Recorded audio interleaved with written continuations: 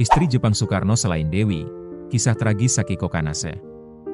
Sebelum Ratnasari Dewi dikenal sebagai istri Soekarno dari Jepang, ada perempuan Jepang lain yang lebih dulu masuk ke kehidupan Bung Karno. Namanya Sakiko Kanase, dan kisahnya berakhir secara tragis hanya sekitar setahun kemudian. Sakiko Kanase lahir di Jepang pada 1935. Ia pernah bekerja sebagai model dan hostes di klub malam Benibasha, Tokyo.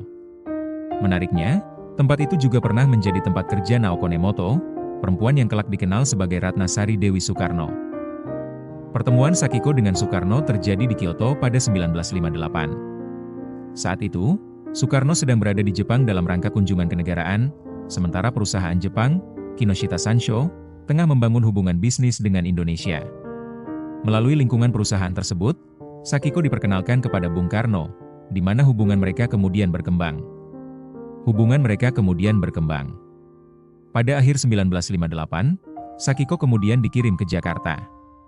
Secara resmi ia tercatat sebagai guru bagi putri salah seorang karyawan Kinoshita, akan tetapi sejumlah sumber menyebut, perannya jauh lebih dekat dengan Soekarno. Ia kemudian disebut-sebut memeluk agama Islam, dan mengubah namanya menjadi Saliku Maisaroh.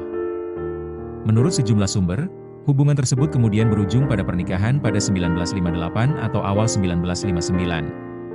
Namun, dokumentasi mengenai pernikahan ini tidak sekuat pernikahan Soekarno dengan perempuan lainnya. Kehidupan Sakiko di Jakarta pun hanya berlangsung singkat. Pada September 1959, perempuan Jepang lain bernama Naoko Nemoto tiba di Indonesia. Hubungan Naoko dengan Soekarno lalu berkembang sangat cepat, dan kemudian mengarah pada pernikahan yang jauh lebih dikenal publik. Beberapa minggu kemudian, tepatnya tanggal 3 Oktober 1959, Sakiko ditemukan meninggal di kediamannya di Menteng, Jakarta, di usianya yang baru sekitar 24 tahun.